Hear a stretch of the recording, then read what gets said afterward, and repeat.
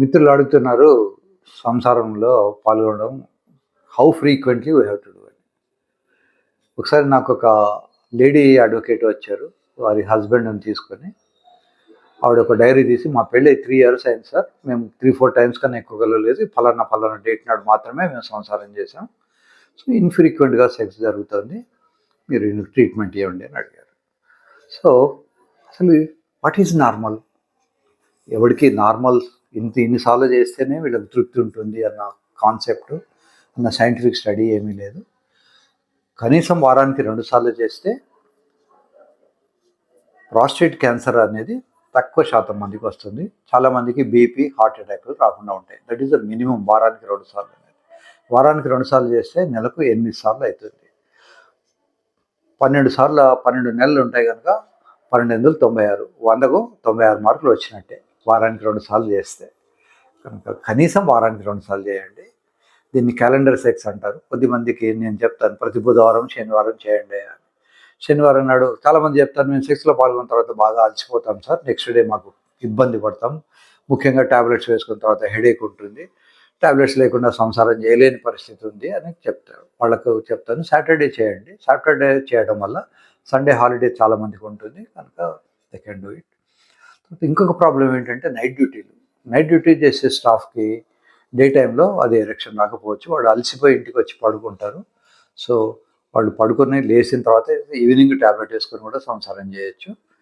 So కనీసం వారానికి 2 సార్లు చేయడం అనేది మినిమల్గా ఉంచుకోవడం అవసరం.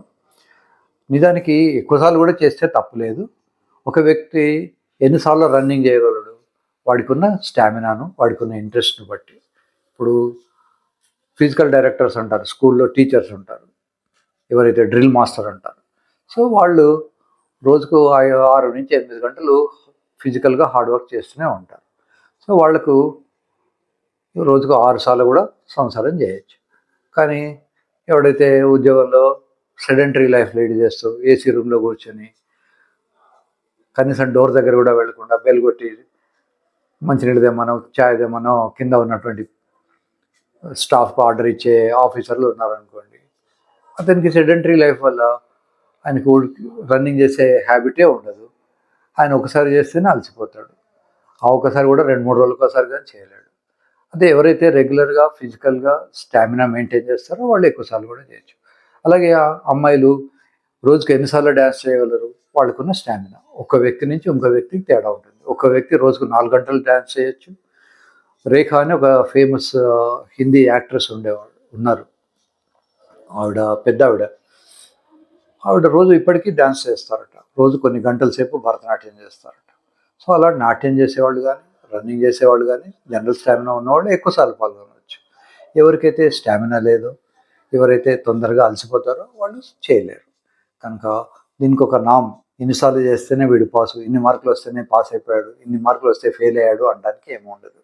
అది ఇద్దరు వ్యక్తుల మధ్య ఉన్న అండర్స్టాండింగ్. ఎన్నిసార్లు చేయాలి, ఎంత ఫ్రీక్వెంట్గా చేయాలి, ఈచ్ ఎపిసోడ్ ఎన్ని నిమిషాలు ఉండాలి, ఇవన్నీ కూడా they can have an understanding. నిజానికి ఒక ప్లే, ఆఫ్టర్ ప్లే అని 3 స్టేజ్లు ఉంటాయి ఇంటర్ కోర్స్లో. ఈ ప్లేలో చాలామంది చక్కగా ఎంజాయ్ చేయడానికి ఉంటుంది. అయితే కాన్సెప్ట్ లేని వాళ్ళు ప్లేని చాలా మినిమల్గా చేసుకొని ఒక పెట్రోల్ బంక్ బిజినెస్ లాగా హడావిడిగా అమ్మాయి బట్టలు పైకి ఎత్తేసి అందులో అన్నం పెడదామని ట్రై చేస్తారు. ఆ పెట్రోల్ బంక్ బిజినెస్ కాదు కనుక అమ్మాయికి అసంతృప్తి ఉంటుంది. అమ్మాయి వేడయ్యే లోపలే ఈ అబ్బాయి చల్లారిపోతాడు. నాకు ఒక లేడీ పేషెంట్ చెప్పారు, సార్ మా ఆయన నన్ను స్లీపింగ్ పిల్గా వాడుకుంటున్నాడు. నేను స్లీపింగ్ పిల్గా వాడుకుంటున్నా అంటే కొంచెం ఎక్స్ప్లెయిన్ చేయి తల్లి అన్నాను. ఆమె చెప్పారు, మా ఆయన లేటుగా వస్తాడు ఆఫీస్ నుంచి, రాగానే చిరుబుర్లాడుకుంటూ ఏదో తింటాడు, వెంటనే నా మీద పడుకుంటాడు, 1 నిమిషం కూడా నన్ను టచ్ చేయడు, గురకబెట్టి నిద్రపోతాడు.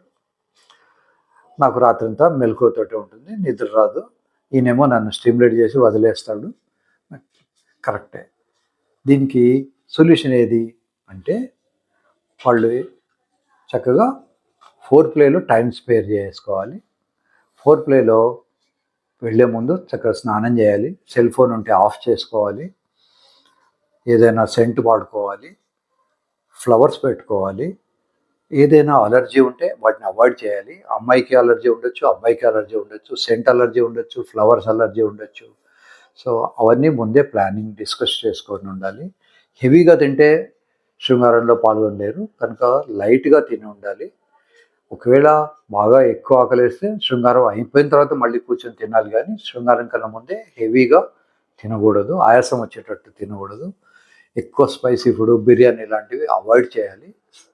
లైట్ ఫుడ్సు, ఫ్రూట్సు లేదా ఓ సగం చపాతీ, ఓ అరటిపండు అట్లా కొంచెం తినేసి శృంగారంలో పాల్గొనాలి. అబ్బాయి, అమ్మాయి ఇద్దరు కూడా తక్కువ తిని ఉండాలి. తర్వాత ఎక్కువ టైం రావాలనుకున్నప్పుడు ఫిమేల్ టాప్‌లో మొహమాట పడకూడదు. అమ్మాయిని పైకి రమ్మనాలి. అమ్మాయికి కూడా స్ట్రోక్స్ చేయడం నేర్పించాలి. ఆమెను ఎంకరేజ్ చేయాలి. ఆమె కూడా స్ట్రోక్స్ చేయొచ్చు. కేరళలో ఒక కల్చర్ ఉంది. వాళ్ళకేంటంటే బెడ్‌రూమ్‌లో ఒక తాడు ఉంటుంది బెడ్ పైన నుంచి. అమ్మాయి ఆ తాడు పట్టుకొని చేతులతో పట్టుకొని స్ట్రోక్స్ ఇస్తూ ఉంటుంది. అబ్బాయి కింద పడుకొని ఉంటాడు. సో, అట్లాంటి టెక్నిక్స్ కూడా మీరు ఫాలో కావచ్చు. కేరళ వాళ్ళే వాడాలని ఏం లేదు. అది మనం అన్ని స్టేట్స్ వాళ్ళు కూడా మనం దాన్ని వాడుకోవచ్చు. ఇట్లాంటివి రకరకాలైనటువంటి టెక్నిక్స్ ఉంటాయి. వాటిని యుటిలైజ్ చేసుకోవాలి. అన్‌ఫార్చునేట్‌లీ కొద్దిమంది చాలా ఒబీస్ ఉంటారు. అబ్బాయి 100 కిలోలు, అమ్మాయి 35 కిలోలు, 40 కిలోలు ఉంటుంది. ఈ 100 కిలోల వ్యక్తి అమ్మాయి మీద పడుకొని స్ట్రోక్స్ ఇచ్చినప్పుడు ఇంకో 20 కిలోలు, 30 కిలోలు అడిషనల్‌గా మజిల్ పవర్ యాడ్ అవుతుంది. అమ్మాయికి ఊపిరాడదు. కనుక అట్లాంటి సన్నివేశాలు ఉన్నప్పుడు అబ్బాయి వెయిట్ అమ్మాయికి ట్రాన్స్‌మిట్ కాకుండా జాగ్రత్త పడాలి. దానికోసమని మేము కౌచెస్, స్పెషల్ బెడ్స్ తయారు చేసి ఇస్తాము. అబ్బాయి బరువు ట్రాన్స్‌మిట్ కాకుండా బెల్ట్స్ ఉంటాయి. లేదా పొజిషన్స్ అమ్మాయిని ఒక టేబుల్ మీద పడుకోమని, అబ్బాయిని నిల్చోమని ఉంటున్నప్పుడు వాళ్ళకు ఉండదు. కొద్దిమందికి పెద్ద పొట్ట ఉంటుంది అబ్బాయిలకు. అసలు అతను తన శరీరాన్ని, అంగాన్ని కూడా చూసుకునే పరిస్థితి ఉండదు. దాన్ని స్నానం చేసినప్పుడు కడుక్కోవడానికి వీలు కాని పరిస్థితి ఉంటుంది. సో, అట్లాంటప్పుడు వాళ్ళకి ఏం చేస్తున్నారో కూడా తెలీదు. సో, వాళ్ళ కోసమని స్పెషల్‌గా డిజైన్ చేసి చెప్తాము. సో, వాళ్ళు ఎంజాయ్ చేయడానికి వీలుగా అన్ని రకాలైనటువంటి అవకాశాలున్నాయి. మొహమాట పడకూడదు, సిగ్గుపడకూడదు. శరీరంలో అన్ని అంగాలు లాంటిదే ఇది కూడా ఒకటి. ఇప్పుడు మనం చేతికో, కాలుకో ఏదన్నా ప్రమాదం జరిగితే, ఏదన్నా ప్రాబ్లమ్ వస్తే, నొప్పి జరిగితే ఎట్లయితే వాటి స్పెషలిస్ట్‌ల దగ్గరికెళ్ళి చూపించుకుంటామో, అలాగే దీన్ని డాక్టర్స్ దగ్గరికెళ్ళి కన్సల్ట్ చేసుకోండి. వాళ్ళు మీకు మంచి ఐడియాస్ ఇస్తారు. మందులు ఇస్తారు అవసరం అనుకుంటే. అందరికీ మందులు అవసరం ఉండదు. కొద్దిమందికి సింపుల్ ఎక్సర్సైజ్ తోటే తగ్గిపోతుంది. కొద్దిమందికి టాబ్లెట్స్ వాడాల్సి వస్తుంది. కొద్దిమందికి ఇంజెక్షన్లు ఇయ్యాల్సి వస్తుంది. రేర్‌గా కొద్దిమందికి సర్జరీ కూడా చేయాల్సి వస్తుంది. కనుక మీరు మొహమాట పడకుండా మీ ప్రాబ్లమ్‌ను మీ డాక్టర్‌కి చెప్పండి.